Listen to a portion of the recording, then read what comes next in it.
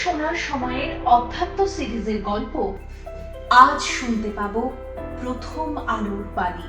লেখক রবীন্দ্রনাথ ঠাকুর, পাঠে বৈজয়ন্ত চক্রবর্তী। প্রভাত এসে প্রতিদিনই একটি রহস্যকে উদ্ঘাটিত করে দেয়। প্রতিদিনই সে একটি চিরন্তন কথা বলে, অথচ মনে হয় সে কথাটি নূতন। আমরা চিন্তা করতে করতে, কাজ করতে করতে, লড়াই করতে করতে প্রতিদিনই মনে করি বহুকালের এই জগৎটা ক্লান্তিতে অবসন্ন, ভাবনায় ভারাক্রান্ত এবং ধুলায় মলিন হয়ে পড়েছে। এমন সময় প্রত্যুষে প্রভাত এসে পূর্ব আকাশের প্রান্তে দাঁড়িয়ে স্মিত হাস্যে জাদুকরের মতো জগতের উপর থেকে অন্ধকারের ঢাকাটি আস্তে আস্তে খুলে দেয়। দেখি সমস্তই নবীন, যেন সৃজনকর্তা এই মুহূর্তেই জগৎকে প্রথম সৃষ্টি করলেন। এই যে প্রথম কালের এবং চিরকালের নবীনতা, এ আর কিছুতেই শেষ হচ্ছে না। প্রভাত এই কথাই বলছে। আজ এই যে দিনটি দেখা দিল, এ কি আজকের? এ যে কোন যুগারম্ভে জ্যোতিবাষ্পের আবরণ ছিন্ন করে যাত্রা আরম্ভ করেছিল, সে কি কেউ গণনায় আনতে পারে? এদিনের নিমেষহীন দৃষ্টির সামনে তরল পৃথিবী কঠিন হয়ে উঠেছে। কঠিন পৃথিবীতে জীবনের নাট্য আরম্ভ হয়েছে, এবং সেই নাট্যে অঙ্কের পর অঙ্কে কত নূতন নূতন প্রাণী তাদের জীবলীলা আরম্ভ করে সমাধা করে দিয়েছে। এই দিন মানুষের ইতিহাসের কত বিস্মৃত শতাব্দীকে আলোক দান করেছে, এবং কোথাও বা সিন্ধু তীরে, কোথাও মরুপ্রান্তরে, কোথাও অরণ্যচ্ছায়ায় কত বড় বড় সভ্যতার জন্ম এবং অভ্যুদয় এবং বিনাশ দেখে এসেছে। সেই অতি পুরাতন দিন যে এই পৃথিবীর প্রথম জন্ম মুহূর্তেই তাকে নিজের শুভ্র আঁচল পেতে কোলে তুলে নিয়েছিল। সৌরজগতের সকল গণনাকেই যে একেবারে প্রথম সংখ্যা থেকেই আরম্ভ করে দিয়েছিল। সেই অতি প্রাচীন দিনই হাস্যমুখে আজ প্রভাতে আমাদের চোখের সামনে বীণাবাদক প্রিয়দর্শন বালকটির মতো এসে দাঁড়িয়েছে। এ একেবারে নবীনতার মূর্তি, সদ্যজাত শিশুর মতোই নবীন। এ যাকে স্পর্শ করে সেই তখনই নবীন হয়ে ওঠে।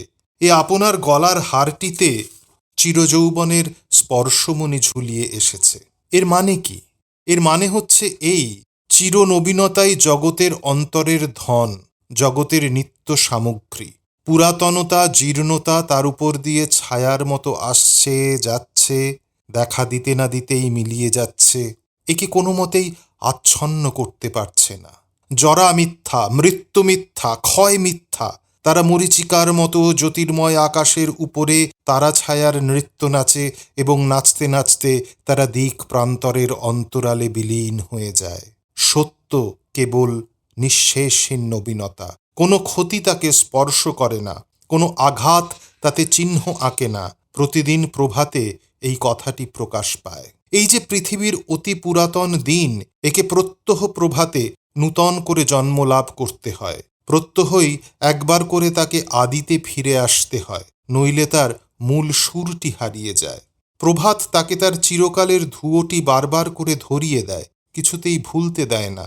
দিন ক্রমাগতই যদি একটানা চলে যেত, কোথাও যদি তার চোখে নিমেষ না পড়ত, ঘোরতর কর্মের ব্যস্ততা এবং শক্তির ঔদ্ধত্যের মাঝখানে একবার করে যদি অতল স্পর্শ অন্ধকারের মধ্যে সে নিজেকে ভুলে না যেত, এবং তারপরে আবার সেই আদিম নবীনতার মধ্যে যদি তার নবজন্ম লাভ না হতো, তাহলে ধুলার পর ধুলা, আবর্জনার পর আবর্জনা কেবলই জমে উঠত।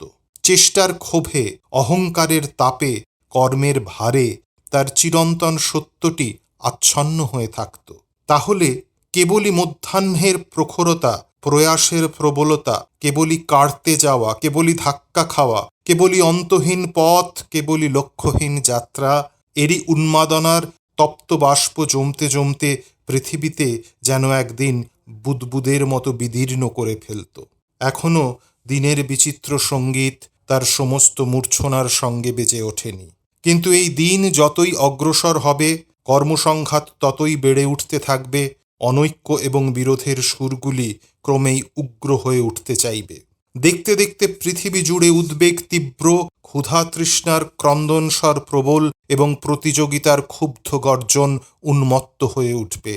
কিন্তু তৎসত্ত্বেও স্নিগ্ধ প্রভাত প্রতিদিনই দেবদূতের মতো এসে ছিন্ন তারগুলিকে সেরে সুরে নিয়ে যে মূল সুরটি বাজিয়ে তোলে, সেটি যেমন সরল তেমনি উদার, যেমন শান্ত তেমনি গম্ভীর।